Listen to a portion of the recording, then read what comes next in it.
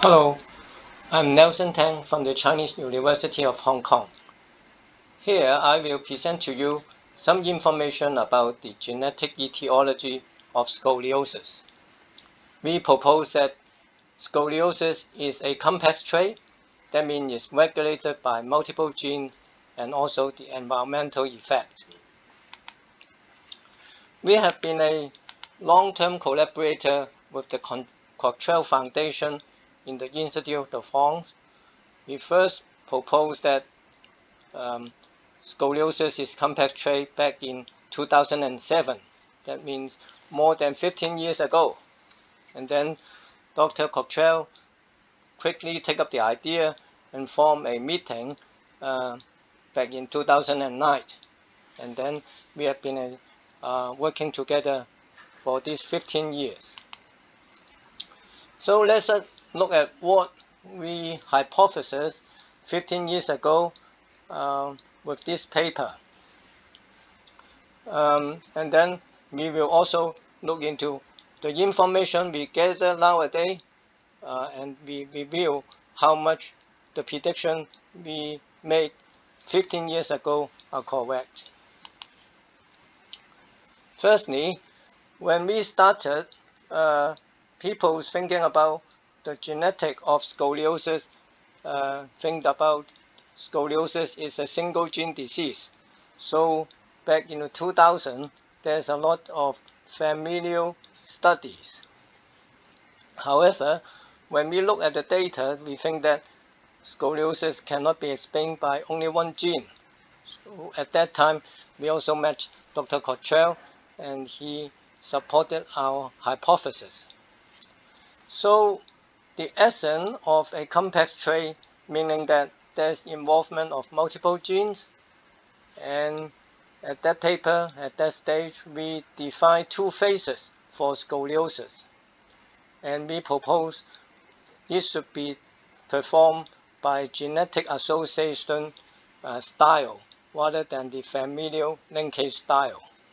And luckily, at that time, 2007, we can able to perform GWAS, and the first paper of GWAS was published back then, for other disease, of course. So we gathered in Paris and discussed how to go on with GWAS for scoliosis. And finally, Japanese group report the first GWAS back in 2011, and they found LBX1 gene.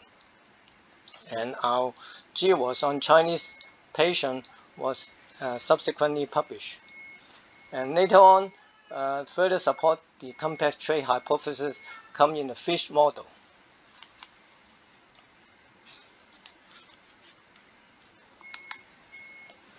So if we zoom in for our publication, back in 2012, we already gathered information about the heritability of scoliosis.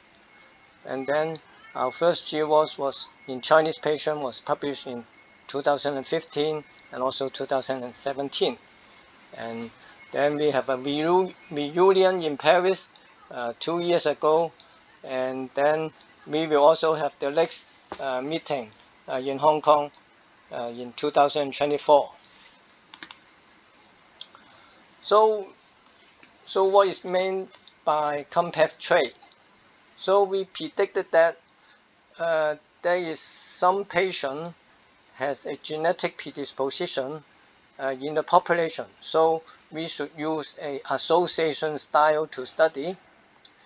And also, more importantly, we first proposed we should break down scoliosis into two phases, the initiation phase and also the progression phase. And they are regulated by different factors. For example, the initiation phase, they will be regulated by predisposition gene. And then progression phase, they may be regulated by some other genes and also the environmental factor. So this paper is also highly cited. I just checked it today. Has been cited 100 times. And it predicts there should be many genes involved, and we should do GWAS. And because the involvement of more than one gene and also the environmental effect, we cannot use single biomarker or genetic biomarker to predict progression or predict subsequent severity of scoliosis. So we also draw analogy to body height. Even I analyze all the 500 genes that play a role in regulating body height, I cannot predict how tall that subject will be because there's environmental factor in play. And therefore, we enable the analysis of genetic and environmental factor under the complex trait model. So subsequently, we are proved to be right.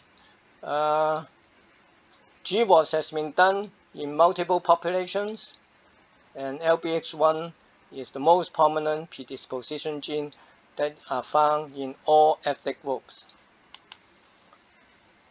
Now, 2020 review or 2023, we can fill in the details of what are the genes involved in this complex trait.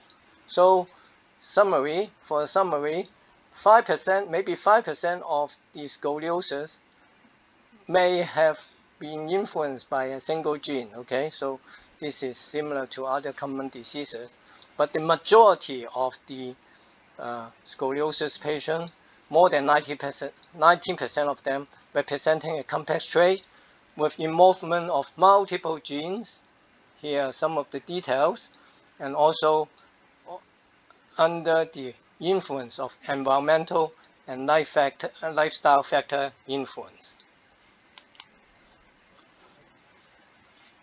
Of course, now we have the GWAS done so that we know exactly what genes are involved.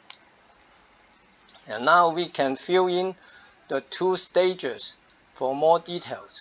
For example, we now understand that the initiation phase may have more genetic influence due to LBX1 or BNC2, etc. But for the progression, we see that the environmental effect may have a stronger influence than the genetics. So looking forward, we think that it is a time to further understand the environmental effect and how it interacts with genetics in making the scoliosis to progress. And together, we will think that because the progression is dependent on the environment. So if we could pick up the patient early, so by screening, then there is a chance that we could retard the progression of the patient and treat early. So this is a very quick summary, and hope to see you in the conference in 2024.